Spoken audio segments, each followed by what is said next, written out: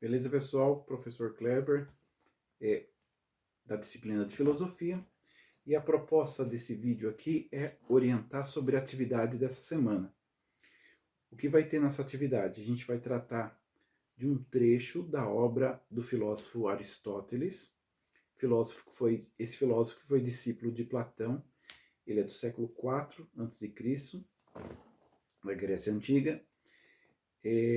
A nossa proposta é trabalhar o primeiro livro da obra dele, chamada Política. A gente vai fazer a leitura e eu vou esclarecer alguns pontos para ajudá-los a responder a pergunta da atividade. Beleza? No primeiro parágrafo desse trecho, eu destaco a segunda linha, um trecho da segunda linha que diz o seguinte: a natureza de uma coisa é o seu fim. O que isso significa? Que tudo aquilo que tem uma natureza significa que é o fim do seu desenvolvimento, a natureza. Deixa eu esclarecer.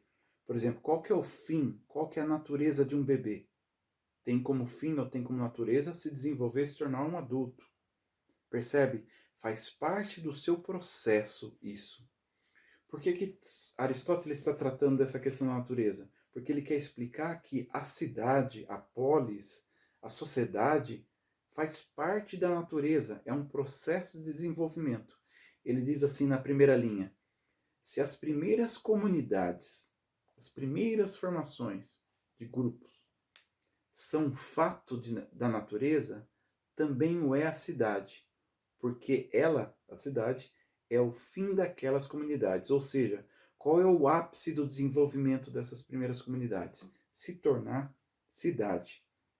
E de acordo com Aristóteles ainda, o seu desenvolvimento, a sua natureza, é aquilo que ele é melhor do que ele era antes. Por exemplo, um filhote de cachorro, ele, ele é inferior à sua natureza de desenvolvimento como um cachorro adulto. Por que o cachorro adulto é superior?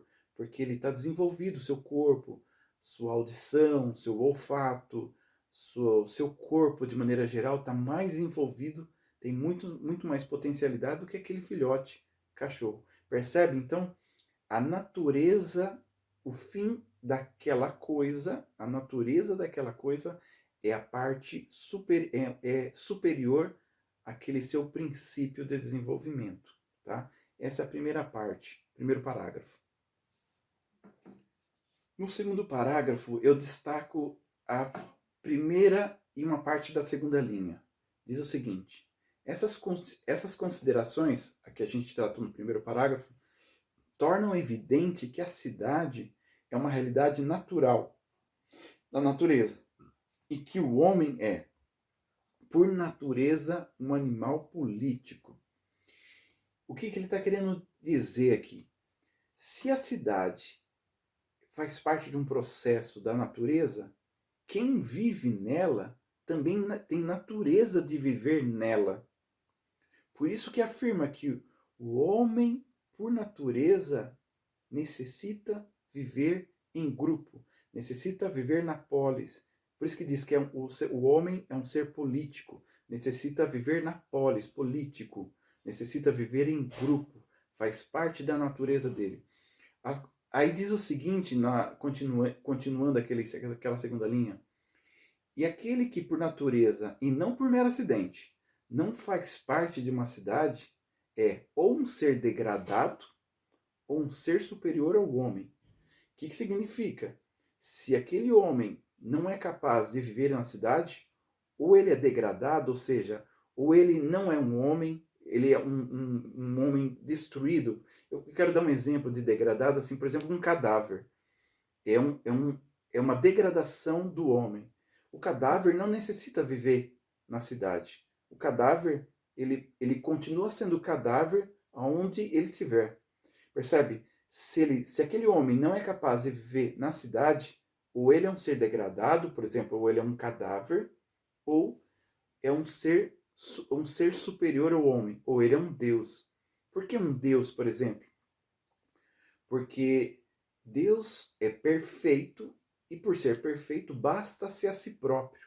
Ele não necessita de outras pessoas para existir ou para se desenvolver. Percebe então que é da natureza do homem viver em grupo. Se ele não vive em grupo, ou ele é um degradado, ou ele é um ser superior.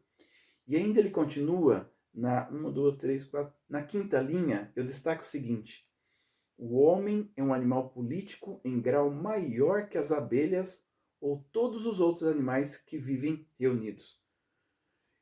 Aqueles animais que vivem em grupo, o ser humano ainda é maior, melhor, superior. Por quê? Continuando o texto, ó. Dizemos de fato que a natureza nada faz em vão. O homem é o único entre todos os animais a possuir o dom da fala. É o dom da fala que faz ser o homem que vive em grupo ser superior àqueles animais que vivem em grupo. Os animais têm uma certa expressão, têm uma fala, um som, mas ele não é capaz de criar discursos, de definir o que é justo, o que é injusto, o que é bom, o que é mal. Isso só se dá por conta do discurso humano. E é por conta disso que ele é superior aos outros animais que são capazes de viver em grupo. Essa é a ideia desse segundo parágrafo.